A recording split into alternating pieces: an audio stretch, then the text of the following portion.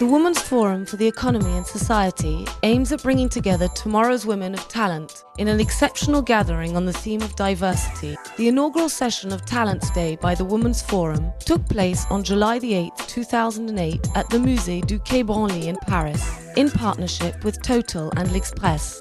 It gathered more than 230 talented young women identified as high potentials. The main objectives of this Talents Day were to encourage the transmission of ideas, knowledge and experience between generations, stimulate debate between the business leaders of today and tomorrow. Je suis extrêmement heureux de vous accueillir ce matin au musée du Quai Branly pour le premier Talents Day du Women's Forum.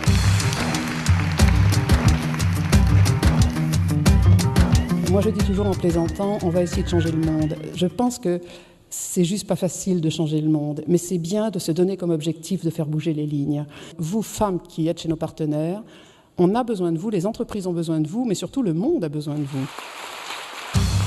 The day began with a session on the theme The Drivers of Tomorrow's Economic Progress with Jean-Hervé Lorenzi, President of the Cercle des Économistes, and moderated by Corinne Laïc, Chief Editor for French Affairs of L'Express. J'ai adoré ce titre que je découvre de Talents Day parce que je vais faire appel à vos talents.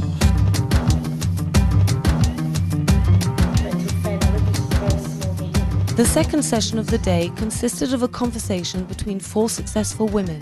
Laurence Danon, Compagnie Financière Edmond de Rothschild, Florence Laforgue, INEM Consulting, Véronique Préau-Copty, Grandes Écoles au Féminin, and Anne Lauvergeon, Areva, shared their own experience of diversity. Combien de fois, moi j'ai vu, quand il y avait un job à pourvoir, un homme qui a 50% de la capacité du truc et peut-être un peu jeune, il vient discuter avec vous, il tente un peu le truc, etc. Une fille qui a 90% des raisons d'avoir le job, elle voit les 10% qu'elle n'a pas et elle ose pas. Ça ne veut pas dire qu'elle ne le veut pas, c'est qu'elle n'ose pas réclamer. Moi, j'ai interviewé depuis 7 ans énormément de dirigeants à travers l'Europe, de comités de direction sur le sujet. Ils me disent tous, mais écoutez Véronique, moi j'ai pas de problème parce que moi je fais pas de différence. Je traite tout le monde pareil, donc il n'y a pas de problème chez moi. Et ils sont sincères quand ils disent ça. C'est très vrai. Et en fait, j'essaie de leur montrer que c'est là le frein principal. C'est-à-dire qu'en ne faisant pas de différence, ils sont peut-être égalitaires, mais ils ne sont pas forcément équitables. Ça veut dire aussi qu'il faut orienter les femmes dès le début sur des fonctions ou des itinéraires qui passent par des fonctions opérationnelles.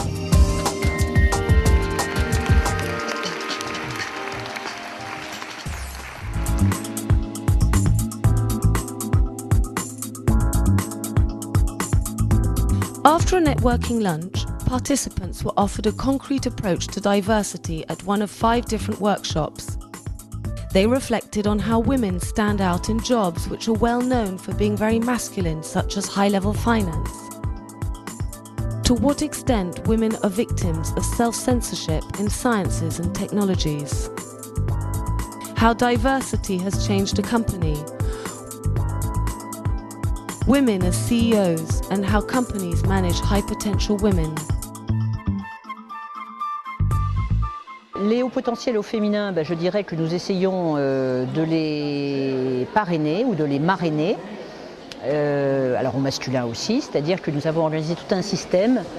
Moi-même je suis marraine d'ailleurs d'une jeune femme. Mais tous les cadres dirigeants de la maison sont parrains et marraines de hauts potentiels que nous voyons une fois par mois et que nous essayons de suivre de manière individuelle. The Women's Forum's partners were the driving force behind this event, dipping into their reservoirs of talent to select the participants. Talents Day also fostered networking across generations by welcoming 100 young women graduates from the Grandes Écoles au Féminin group. They met and shared ideas with the heads of diversity of all the Talents Day partners, Total, McKinsey, Dexia, Renault, AIG, who presented their policies in favor of diversity. On a essayé de gérer la question de la maternité en la présentant et en l'abordant comme un événement particulier qu'il faut gérer en tant que tel, mais qui ne doit pas influencer toute une carrière. On a mis en place un système qui dissuade les managers de fixer des réunions tardives, donc après 18 heures, pour faire en sorte que l'ensemble des collaborateurs, et en particulier les femmes, puisque ce sont souvent elles qui sont discriminées sur ce sujet, puissent équilibrer vie professionnelle et vie familiale. Des initiatives concrètes. La première qui me vient à l'esprit, c'est la mise en œuvre avec d'autres grandes entreprises de la charte de la parentalité, en particulier pour aider les mères.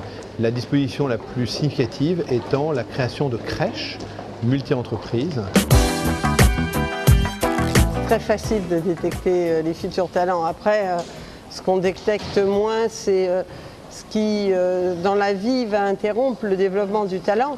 Pour une fille surtout. Dans les talents, on a d'abord une grille là aussi de compétences techniques pour être dirigeant demain d'une business unit dans la banque, il faut avoir un certain nombre de compétences, mais également avoir des compétences comportementales de type envie, énergie, capacité à faire bouger les lignes, créativité. The day culminated in a debate on the theme when CEOs commit to diversity between Jean-Paul Bailly, CEO of La Poste, Mercedes Ira, CEO of Euro RSCG, and moderated by Christophe Barbier, Chief Editor of L'Express, the Talents Day media partner.